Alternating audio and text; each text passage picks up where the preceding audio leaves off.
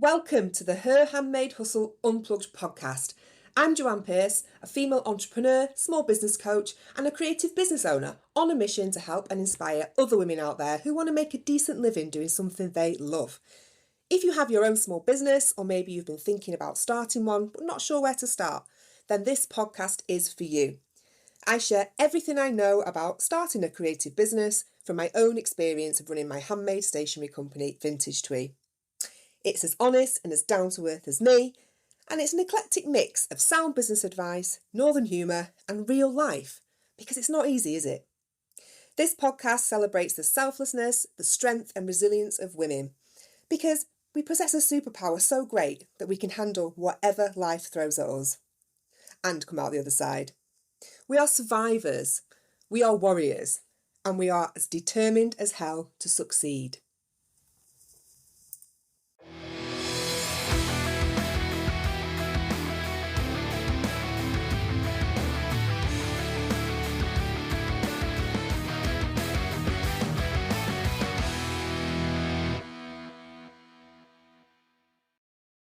Hello and welcome to the Her Handmade Hustle Unplugged podcast. I hope you've all had a productive week, and thank you to everyone who messaged me to let me know that last week's episode was really helpful to them. That really means a lot. It was all about how you can prepare your creative business for Christmas. So if you're wondering how you can get yourself ready for the festive rush, or how you'll manage if there's actually no rush whatsoever and Christmas sales always seem to disappoint, then you're going to want to listen to that episode. Go and check it out if you haven't already. It's called Slay the Season. So this week is a good one. Get your notepads out or save this episode to your phone so you can revisit it anytime, because we're talking SEO, search engine optimization. And we're going to be learning the things that we should be doing to help our small but mighty businesses get seen. I'm joined by Dr Tonya Lawson. She's an SEO specialist who, when we first met a couple of weeks ago, told me that she can explain SEO so simply that even your grandmother would understand it. I mean, she's our kind of lady, right? Tonya is also a musician, she's a college professor, a YouTuber, and she's joining us from her home in Nashville, Tennessee. I so wanted to fly out there, honestly, and do this interview over some barbecue chicken wings and a whiskey. But unfortunately, I had to do the school run an hour later, so a video call had to suffice, damn it. Anyway, you're going to learn a lot from Tonya today. She's telling us all about how to make sure your work gets found on search engines like Google. And we're talking keywords and how to use them. You know, the importance of writing effective product descriptions and what you need to be saying when you're describing your work. You know, she's actually really good at this one. She made me want to buy this cool Halloween mug she was drinking her morning coffee out of. Honestly, it was captivating. She explains like how and why the images that you use are just as important as the text for SEO. Tonya explains the things that Google's looking for on your website to drive it up there in the search results. And you know what? It's all easy to implement stuff. It's not hard to do, I promise, but it makes a massive difference. What I loved about interviewing Tonya is that she actually gave some real examples of how you do this stuff, you know, as if she were you, the small business owner, selling your beautiful products, your candles, your soaps. Plus, she also talks about SEO and social media. I grilled her on this one because I know that it's the bane of all our lives. You know, how can we be optimizing our posts to make sure that they have the best possible chance of getting in front of the right people? Because it can seem pretty hopeless, can't it, at times? So I've asked her all about that as well. So if you haven't already got your feet up with a brew in one hand and your notepad in the other, go and do it now. Because seriously, Tonya knows her stuff, and she's in our corner. She's fighting for the small creative business owners to get their work seen online, because you deserve it, and it's totally doable. So here's my interview with Dr. Tonya Lawson. Enjoy. Hi, Tonya. Hi. Thanks so much for joining us today on the Her Handmade Hustle Unplugged podcast. It's lovely to have you. I am so excited to be here. Oh, it's great. I mean, you're all the way in Nashville, Tennessee, aren't you? I am. You are. And, you know, I've never been. It's on my bucket list. It's somewhere that I've really wanted to go for a very long time. Maybe I'll make it there at some point. I haven't travelled since COVID, so that's my aim, to get over to the States again as soon as possible. Yes. And, you know, thank you for joining us, because you're a very busy lady. You are so busy. You literally do everything. I mean, you are a musician, You're a college professor, and obviously an SEO expert, which is why you're here to talk to us today. But yeah, I mean, you've also got a YouTube channel. I've been watching your YouTube videos. Great. Absolutely love them. And you just got this really good way of explaining things. Oh, thank you. Yeah, so this is why I thought you'd be perfect to talk to the ladies that listen to my podcast, because that's what we need. We need simple explanations of things that we're stuck on, and I think this would be perfect for them. So thank you for being here. And yeah, so tell us, how on earth did you get into SEO? Because obviously your background is working in music and you're a professor. So tell us, how did you get into that? Well, it's an interesting story. Well, first of all, as a child, I grew up with a dad who was constantly starting a new business. Like my dad, he built houses. He had his own tax business. He drove the ice cream truck around through the neighborhoods. He had a gift shop. He did everything. So being an entrepreneur is kind of in my blood. Yeah. But I went to graduate school and I graduated with my doctorate in clarinet performance in 2005. And I was already an entrepreneur. I was already running my own music studio at the time. But I had dreams of becoming a college professor. And I applied for all 50 clarinet positions in the United States. And I made the top 2 for 2 of those jobs, flew out for interviews. And in both instances, they chose someone with more experience, which, considering I just graduated, it wasn't hard to have more experience than me at the time. So I did what I knew best. I moved back to Tennessee from Texas and I started building a music studio. And I didn't take it super seriously. It was just let's pay the bills until we get that job. So the next year, there were only 5 clarinet positions in the United States. I applied for all 5, and I made the finalist. I made the final 2 in one position. Flew out for the interview, and once again, they picked someone with far more experience than me. It's at the post. Damn it. Yeah. So I was like, okay, I have to make this music studio like really grow. So I started working on that. And it did. I did really well. In the meantime, I did get a university position here in the town where I live. And I do that part-time now. I was full-time for a while. I found out I didn't really like teaching at a university full-time. And so I have my music studio. And then in the States, band is part of the school curriculum. Okay. So students go to band class every day at school. And I live in one of 2 states in the US that allows private teachers to go in and pull students from their band class to have private music lessons. And the county that I live in was questioning whether or not they were going to keep that program. And I panicked because that was my bread and butter. And I was like, I can't keep all my eggs in one basket. I have to do something. So I knew I had a website and I knew that nobody really ever saw it. And I knew other people were out there with websites making money. So I should be able to do it. So I took my first ever SEO course. And that course was taught by what I call a bunch of bros telling me that I needed a niche website if I ever wanted to make money. So that's what I did. I started my coffee website. Oh, And it started making money. And the more I got into it, I was like, there has to be a way to apply this to those websites in the creative space.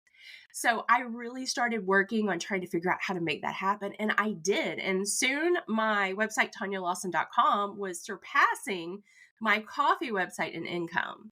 wow. So I got very excited about it. I created some of my first courses. I started teaching other people how to do it.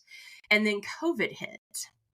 And I saw all of these other musicians, especially, panic because symphonies were furloughed. They were shut down. People weren't working. I mean, they were getting jobs at grocery stores just to pay their rent. And they had been playing in an orchestra full time for 30 years. So I was lucky because I was already in the online space. It was super easy to transition my private teaching online. I actually got more students during COVID because parents needed something for their children to do. And I had extra time because I wasn't driving to the schools. So I started my third website, which is a gardening website, which is now 4 years later starting to bring in a small but steady stream of income. Fantastic. I mean, garden and coffee, my two favorite things in the world. And now SEO. I mean, that's fantastic. So, obviously you've got it in your blood. You've got this entrepreneurial spirit to get going. And that's what it takes, isn't it? Dedication and commitment to what it is that you're doing. You've got to keep at it. What I loved when we first met, you said to me that you can explain SEO simple enough for your grandmother to understand it. And I love that. You're my kind of lady, because that's what we need. And the ladies that listen to this podcast need it explaining as simply as possible. So I'm going to challenge you to, can you explain SEO for us in the simplest terms? First of all, what is it? SEO stands for search engine optimization. And in just plain speak, all it is that it's a few tweaks you make on your website so that it can start showing up when people search Google. Perfect. Okay, amazing. Like, that should be in the dictionary. That is so good. That explains it really well. And obviously the ladies who are listening to my podcast, they all have like a creative online business. So they're making things and they're selling them online. So whether it be through their own website or through marketplaces like Etsy, not on the high street we have over here. So there's all different ways of selling it, but it is mainly online. So can you maybe explain how SEO works in regards to them and what they should be doing in terms of helping getting seen on Google through the use of SEO? Yes, I will give a few starter tips, because literally, if I went into all the detail on this podcast would be about 18 hours. So the first thing you need to do when you start any website is you need to think, what are people searching for that would bring them to my product? Yeah. So, say you make handmade quilts. Okay, so handmade quilts is a big one. Here in the United States, Amish handmade quilts is a big one. Say you do pottery. So think handmade pottery mug. Yeah. So think about what people are searching for. Then go out there and Google it and see what's ranking. You will also, when you get on Google, you will see kind of towards the bottom, other people search for. Those are your related keywords. Okay. So if it's pottery, handcrafted pottery Halloween mug, then search it.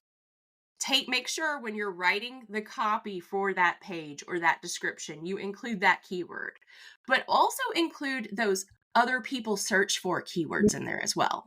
That's a really good advice. But you have to do it in a natural way, a way that makes sense naturally.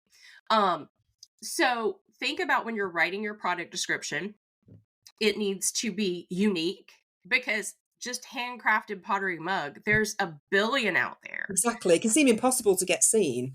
Yes. So you want to make sure what sets your pottery apart, what makes it different and unique. Put that in there. Also have a clear call to action in there. So like, enjoy your mornings in style, drinking out of this handcrafted luxurious mug, put those in there. So it's not like buy now as a call to action, but drink your morning coffee in style. That is a call to action, and it's going to hit on those emotional points. Then say the photos of the mug. You want to make sure those are optimized as well. So you want to make sure all the images are compressed so they load faster. And this is like something simple you can do in Canva. Yes. You want to make sure they also have alt text or alternative text. And that's what you put within the picture. And most websites have an alt text box. And it's designed for people who are visually impaired to be able to understand the image using a screen reader. So that alt text description, if I were describing the coffee mug I'm drinking out of now, it would be a pink coffee mug with embossed ghost and jack-o'-lanterns with black cats and pink pumpkins. Yes. So, but you want to add to that handcrafted. So handcrafted Halloween coffee mug featuring. Make sure you get those keywords into that alt text. It is going to better help Google understand what it's about. And it's also there to help people who are visually impaired. Google sees that and they're like, oh, you have your users in mind. Okay, we're going to drive you up because you have a better user experience. And user experience is something Google is really prioritizing right now. And then if there was one more tip that I would throw in there, make sure that your website is mobile friendly, Yes, because absolutely. the majority of searches right now start on a phone. Hmm. And if it's not mobile friendly, we've all been on those sites that aren't mobile friendly. You can't click what you want to click, and you just click that back button and you go to the next website. It's so frustrating, isn't it? I hate that. You go on something and then you're trying to zoom in and see what you're trying to see because it doesn't automatically adjust to your phone, and you just give up and you think, oh, I can't be bothered and I'll go somewhere else. Exactly. So being mobile friendly. And a lot of website builders now, like a lot of the ladies will be using ones like Wix, probably Shopify. They're kind of built in so you can see what the mobile version looks like as well, aren't they? Absolutely. Most website builders at this point have that option, but you have to actually go in and click to look at it and make changes. And so many people just forget to do that. They're building it on a computer, they're looking at it on a computer, it looks great on a computer. Yeah. It's true, and I did mine actually for Handmade Hustle. I remember it looked amazing on the desktop, and I was saying to my husband, "Oh, I'm really pleased with it." And then he went on his mobile phone. He went, "Oh, you've got like a big gap there. There's no picture of you where it's disappeared. All your menus messed up." And I was like, "Right, okay then." So I had to then go back and then do the mobile version. But yeah, I didn't realize, and that was a learning curve for me as well. Yeah, it's a really common mistake that a lot of people make. And Google, really, within even the last 3 months, has boosted the importance of user Mm. experience. How else Users can they do being that? able to find what they need quickly and Yeah. fast. And how can you make your website more user friendly then? What else are the factors that Google are sort of judging you on and driving you up, with in those results and those rankings? That is a great question. So, one thing is to make the information that a user is searching for easy to find. So we call this above the fold. So this goes back to the old newspaper. Mm. It's on the front page, but on the top side above the fold. Oh, So yeah. above the fold on a website means within the first page without having to scroll at all. They need to find their answer. So that's very important. If you're dealing with products, because most of your listeners are product based businesses, Yeah. think about your product descriptions. Okay, so have your basic product description and the buy now button all on that first phone screen page. They Mm. should not have to scroll to look for how to buy it. So you can use things like drop down menus for the specs, further product information, Yeah. shipping, etc. You can use all those in little drop down menus below the buy it now button. Your web pages also need to be easy to skim. People do not read anymore. When is the last time you went on the internet and actually read an entire article from beginning Hmm. to end? So true. So we're talking bullet points, bold print, underlined text, call out boxes. Make it as easy as possible. If you're selling a service and you have a landing page, have a buy now button like every single scroll so Mm. that they have it right there within the scroll. Um, Another thing that you can do with those product descriptions to get them to buy is have that clear call to action. That's going to help as well. Yes. So you're actually telling them what to do because people need to know, don't they? Sometimes they just think like, right, what do I do now? I like this product. It's lovely. Where do I go now? How do I buy it? Tell them, this is what you need to do. Click to buy. Exactly. Yeah, I agree. And you know what? You made me think about my own website now, actually, because thinking about it, I think thinking about the above the fold idea, I think the first thing that you see when you log on my website is a picture of me, which is fine, but the text is quite a way down actually. So I think I need to shift that up as well, so people know who I am and what it is I do. Well, you could do something as simple as have a picture of you on the right side of the screen with the text on the left. Yeah, So it's all there in the beginning.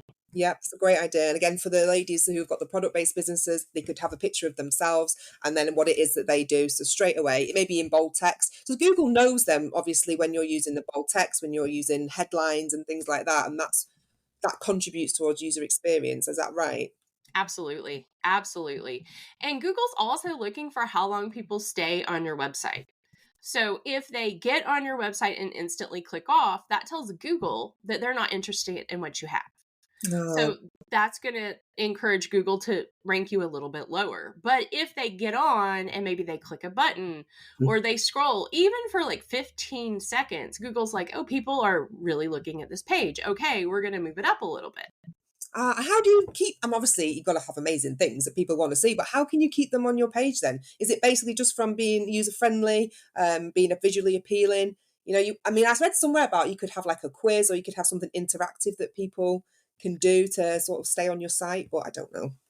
Quizzes are great if you are in a service-based business, but as a maker, a quiz doesn't make sense. Exactly. Yeah. But what you can do is say, we're going to go back to that coffee mug just because here it's 8:00 in the morning and I'm drinking my coffee. Good mug though, to be fair. So we've got our coffee mug. We have the description, and right below it, we have, you may also like, with links to other products. So if it's Halloween based, maybe other Halloween products you have. If it is handmade, other handmade, maybe products in a similar color variation. Mm-hmm. But that would encourage them to go, oh, what is this? And click on that. Then at the bottom of that page, there's more you may like. So that's a great way for a maker to keep people on their website looking at products. And that also is going to increase the chances of them actually buying a product if they're really interested in what you have. That's a really good advice. I say it's really made me think so much about sort of the stuff that I could introduce, because I have a stationery business as well as the coaching as well. So it's made me think a lot. And I was wondering, does this advice apply to marketplaces like Etsy? Now, Etsy's a little bit different, but yes, some of this you can use as well. So, for example, those product descriptions. Yeah. Making them descriptive, unique, and having a clear call to action. Because Etsy is going to push the people who are selling products. Mm-hmm.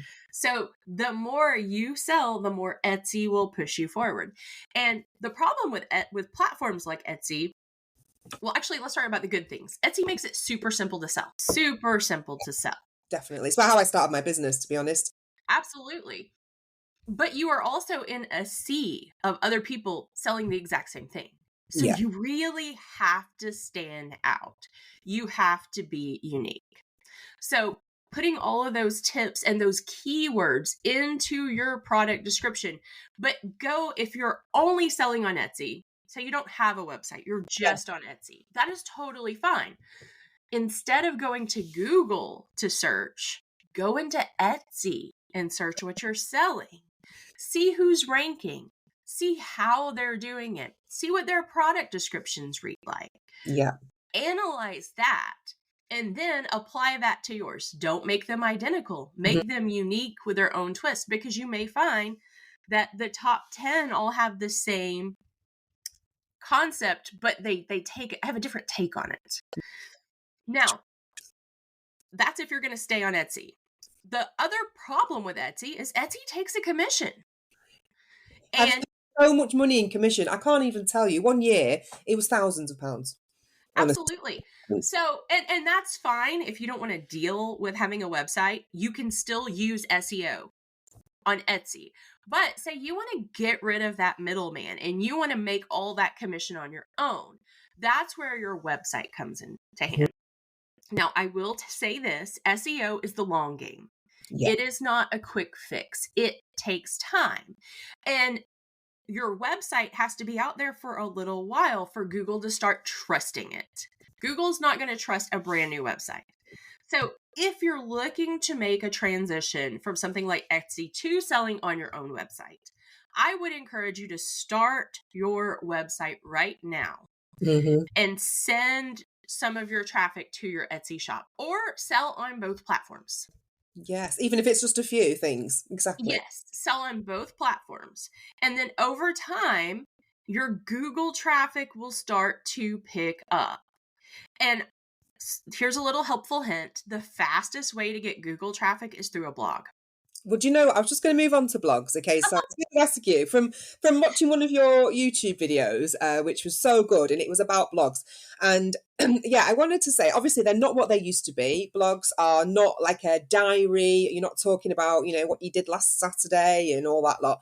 you can use it to your advantage, can't you? I know when I started Vintage Tweed that I got a lot of orders from my blog, from talking about my handmade items, but also how they can be used for like weddings and all kinds of events.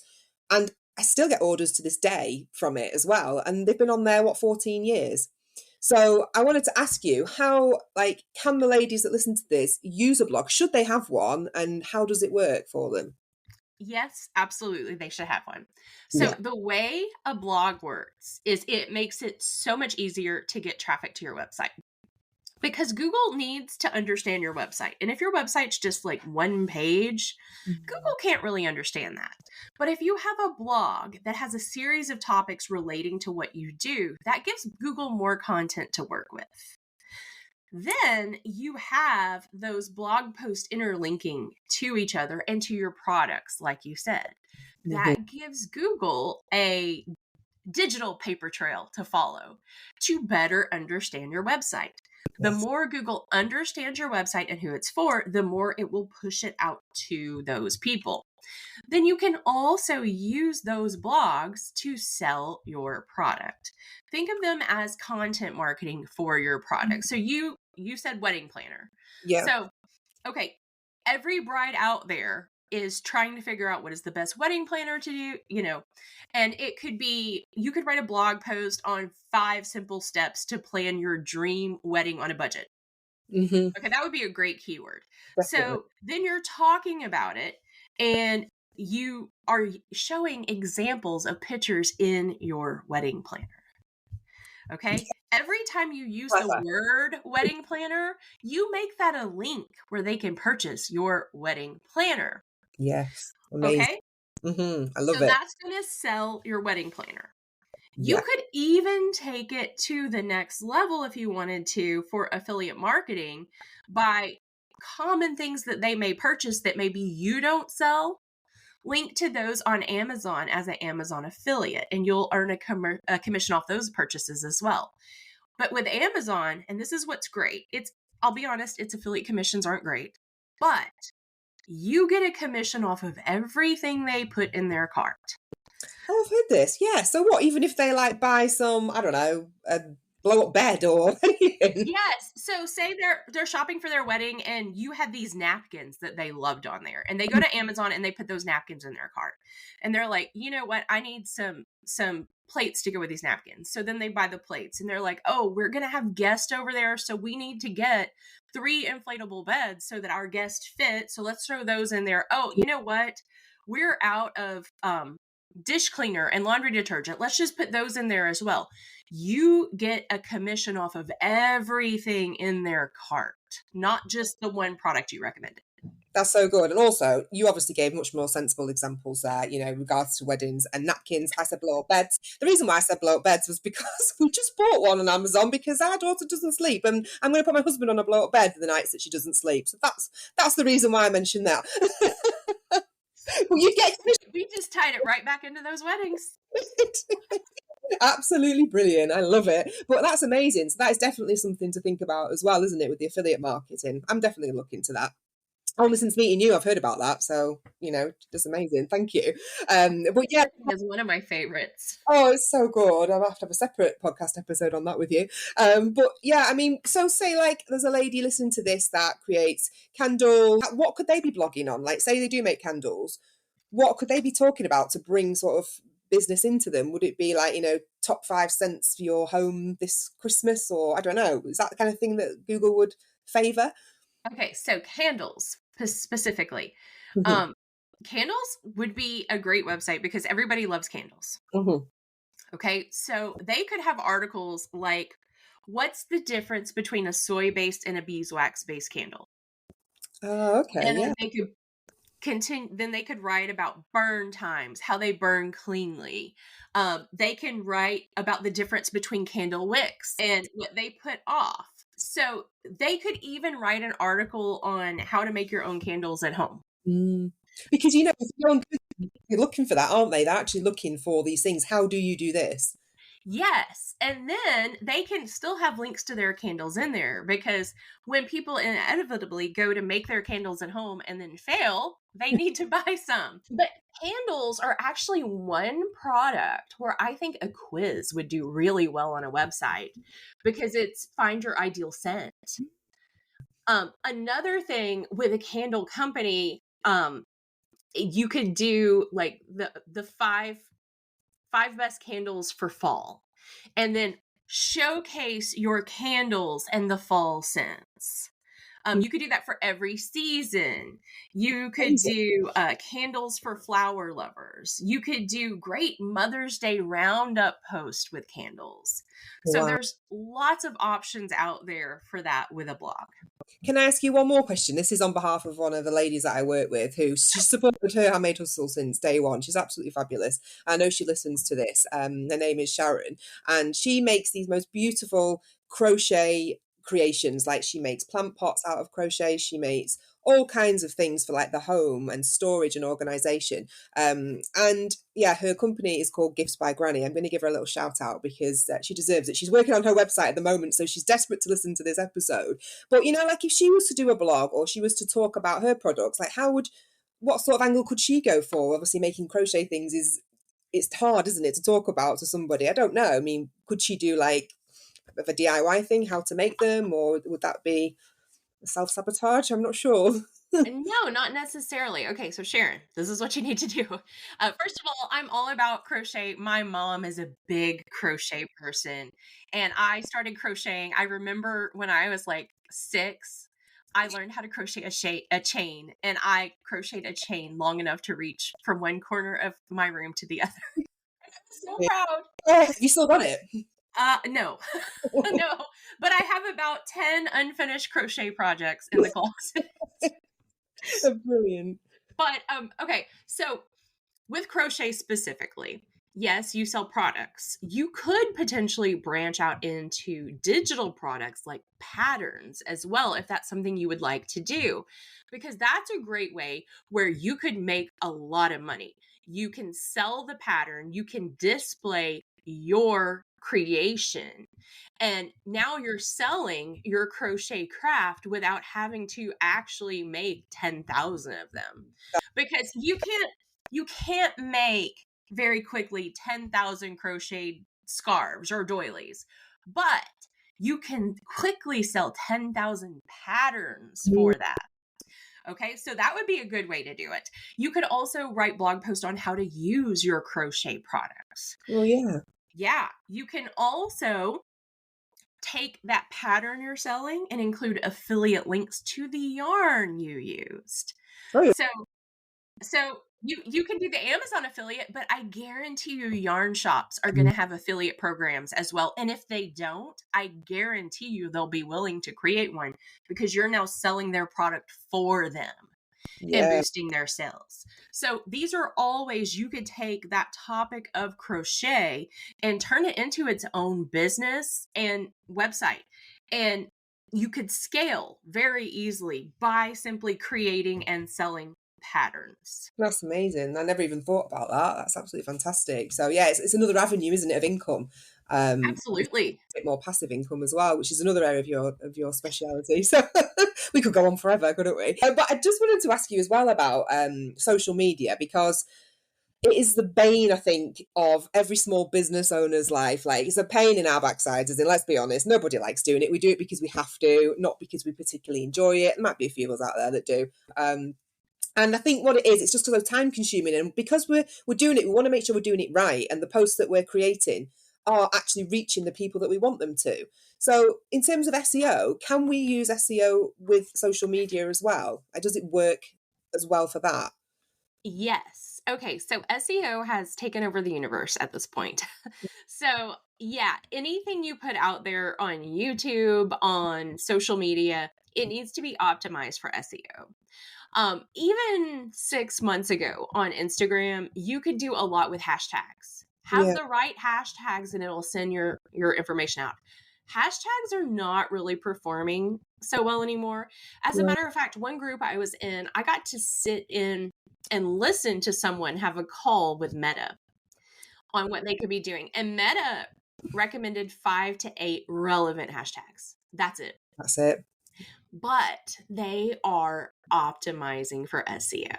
You need to have that in there. You need to have keywords within the descriptions of your Instagram post, keywords within the description and in the videos of your TikToks, Instagram Reels.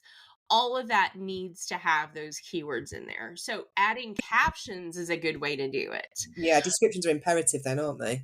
Absolutely. Absolutely. And another thing that I'm going to piggyback to the website real quick. Incorporate into those blog posts tutorials on how to use products or how to create products, because video is ranking. Yes. And Google owns YouTube. Oh gosh, they own everything. Yeah. Well, you've got Google and you've got Meta. Yeah. And between those two, they've got it covered. Oh my gosh. Oh, so yeah, so they're the main people you need, like the big bosses, aren't they, that you've got to impress, basically. Absolutely. Wow. So, okay, so with social media, say I'm creating a post and I want to reach ladies that are looking for a nice scent for their lounge, ready for Christmas. I want to make sure there's good content in there, good keywords. Obviously, sometimes you put posts out and you think, are they too long? You know, am I rambling? I'm guessing you've got to keep it relevant, keep it quite succinct, because again, people don't read, like we say. So you've got to make sure that you've got what matters in there. Okay, so we're talking candles, right? Yeah. Okay, we're going to take this from two angles. Number one, the photo. You have the picture of the photo. Include on the picture of the photo the perfect holiday scent, link in bio. Bam. That's your call to action right there. You're just with a picture. You're telling what it is and where to buy it. That's for all those scrollers who never look at descriptions at all. Yeah. Is that on a static image then, not just a reel? Is that Yes, like you put that that is on the static image? Put the text on the image. Okay. Then, and you can do that super easy in Canva. You can even do it right in Instagram. Yeah, you can. Very easily. So, and that's why you need the link in bio, because if it's in your story, you can put a link right to it. So that's easy enough. Then in your your post description, you can go into more detail with the keywords. Light up your lounge with a perfect holiday scent for Christmas parties or simply enjoying the cold winter mornings. And really hit on this candle is the ideal Christmas scent, and it evokes feelings of blah, blah, blah, blah, blah. Now, people may or may not read that description, but Instagram is reading that description. Exactly. They are seeing those keywords and they are sending that post out to people who are looking for similar content. So now you've got the image performing for you and you have the caption performing for you. That is so good to know, because I always thought, with hashtags, that is all, not all you need to send it out to the right audience, but I didn't realize that Instagram reads the content that specifically and then can send it to people who obviously are looking for that as well. So that's really good to know. So content is key, isn't it? Absolutely. Amazing. So yeah, so next time they're writing social media posts, or I am, try not to hate it as much. I think is the advice. Try and use it as a marketing technique as best as possible to reach the right people. Well, and you can repurpose as well, because here's the deal. Your audience on Facebook is different than your audience on Instagram, is different than your audience on TikTok. Yeah. So you can simply create one post, one reel, one anything, and then you can post it on all three platforms.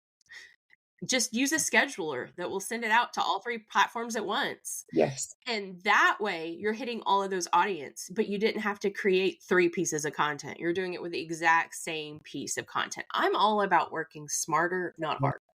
Since I turned 40, that's my new motto, because I'm done with working like my backside off, honestly. I can't do it anymore. I need to be making sure that what I'm doing is smarter. You're right.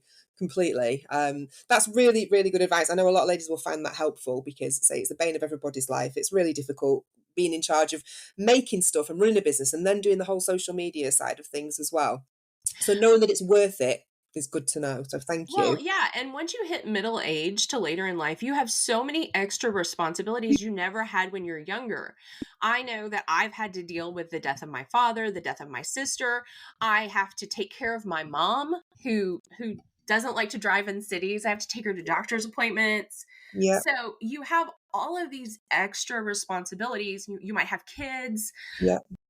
All of that weighs on your time. And frankly, all of that is so much more important than Mm, anything else. it is. So by structuring your business in a way to make it work for you instead of the other way around, don't be a slave to your business.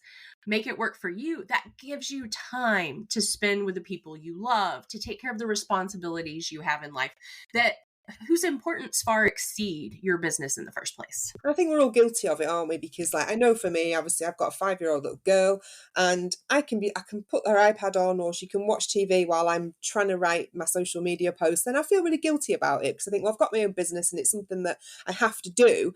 But she looks at me sometimes and goes, "Mummy, get off your phone." And it upsets me. And I think like, yeah, she's right. Obviously I work for myself and I feel like I have to do it more than I would do if I worked in a 9 to 5 job. But I want to try and find more ways to sort of automize the way that I work as well. And you're right, there's nothing more important, no matter what, than the things you have to do and that you want to do. And it's Absolutely. is right, isn't it? Absolutely. Oh, that's fantastic. So have you got any final top tips that you can give our ladies before we finish, just to help them get seen more, get more visible, give them the confidence? Because I know it's a big scary thing. Like you sometimes feel like you're doing it and you're thinking, what's the point? It's a massive world out there. Who's going to find me? Like, can you give them a bit of a boost? Don't give up. Stay consistent. And remember, at the end of the day, a lot of the people you're reaching out to, they don't know you. Yeah. So if they're not interested in what you have, who cares? Hmm. And that's something I still get over. I sent 20 Instagram DMs this morning for a training that I have tomorrow. And I'm like, what if people say no? And then I was like, well, what if people say no? I don't know these people. I'm not going to see these people. It's fine. Okay. But you know what? Oh, some of them said no. Some of them said yes. Did they? Amazing. So don't take it personally. If people aren't interested in what you have, keep putting it out there because there is someone interested in what you have to offer. And once you find a couple of people, they're going to spread the word to a couple more people, and it's going to start to spread and grow. And that's how it grows. You're right. It's being consistent and you can keep going and going and going. And I've been doing Her Handmade Hustle now for a year, and hand on heart, only in the last probably month has it started to take off. It's taken me a year to sort of get seen, get visible on Google, for the words to be passed around. And that's the advice I would give as well. Just keep going and don't quit, because the difference between people who succeed and fail are the ones who give up. Absolutely. Absolutely. You have to keep going, and failure is not a bad thing.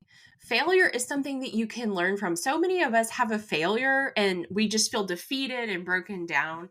But if you can manage to turn that around and go, okay, this failed. Why did it fail?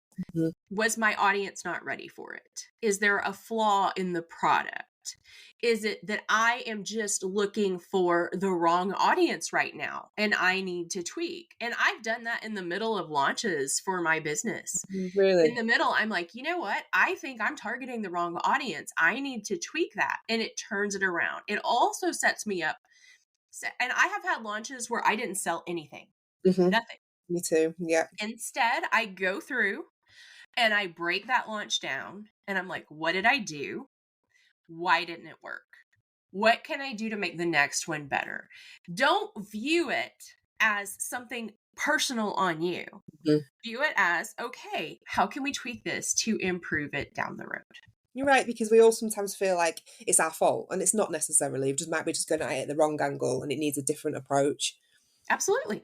Oh, fantastic. Oh, thank you so much. So if anybody wants to get hold of you, you've got a YouTube channel. Like, I'm going to put the link to how to contact you in the show notes. So anybody can get in touch with you. But yeah, your YouTube channel, I highly recommend to everybody. It is so good. You've got like 500 subscribers or something now. I'm your latest one, I think, just so you know. Yes, I've been working really hard on growing that channel, but I'm focused on solely growing it through SEO. Yeah. I have not like put it out on social media for my friends. I'm only interested in people who are really interested in what I have to say. I don't want followers just to have followers. I want followers who are going to find value in my content. Yeah. So I have been working at it really hard for almost a year now. and I'm up to 500 subscribers, and that's all organic subscribers who engage with me, who email me to ask questions, and I love it. That's absolutely fantastic. And that's another option, isn't it? YouTube for people, just not to, go into it too much, but YouTube is a really good one because it's a search engine in itself, isn't it? So it's Yes, something. absolutely. And if you link that with your blog, you're hitting two birds with one stone. Oh my God, you know what I've got on my list to do next week? Then I'm going to write some blogs because I have one set up on my website and I think I've done 2 articles because my head's been all over the place. You know what us creative types are like? We're dipping into things and we're never quite finishing a job. So I'm going to actually have a dedicated day a week that I do write blogs. So that's because of you. Thank you. Yeah, and if any of your audience wants to really get serious about this and dive into it, I do have a membership called Creative SEO. And it is designed for creatives to help get their websites found on Google. We also are going to be hitting on topics like YouTube, how to use social media as well. So it's kind of the whole gamut. And because passive income is so passionate to me, I decided 2 months ago, I incorporated my signature course, Passive Income Academy, into that membership. So when you join that membership, you also get access to all the trainings from that course as well, so that you can set it up so those sales start making in your sleep instead of having to constantly be on social media promoting them. So I could put a link to that in the show notes as well. So people can visit that if they were interested. Thank you. Well, honestly, I've really enjoyed our chat today. I think people find this so helpful. I know I have. I mean, I've got loads to think about. You've set me up for the weekend. I need to get a new notepad for all the things I'm going to have to write down now and plan. But thank you. Thanks for joining us, Tonya. It's been a pleasure. Oh, I'm so happy to be here. No problem. Thank you. Take care. Bye-bye. Bye. So that was my chat with Dr. Tonya Lawson. Honestly, she was such a lovely lady. She was so knowledgeable and easy to talk to. I just thoroughly enjoyed it. It was great. Hopefully you've got some good notes written down too and a solid action plan of how you can implement all of those things that Tonya talks about on your website or your social media pages or wherever you are online. If you want to get in touch with Tonya, you can visit her website, tonyalawson.com. And I definitely recommend that you watch her YouTube videos. They are really good. I actually watched one of her videos the other night instead of putting on Netflix, the program that I'm watching at the moment. I binned it off for Tonya's video. It was great. I really enjoyed it. Tonya's also got her monthly membership called the Creative SEO. I've put the link to that in my show notes as well. So if you want to go and check that out, everything is in there and you can find it all there. So thanks for listening today. That's all. A massive thank you again to Tonya for sharing all that information with us. And of course, to you for listening. Take care. I'll see you again next week for another episode of the Her Handmade Hustle Unplugged podcast.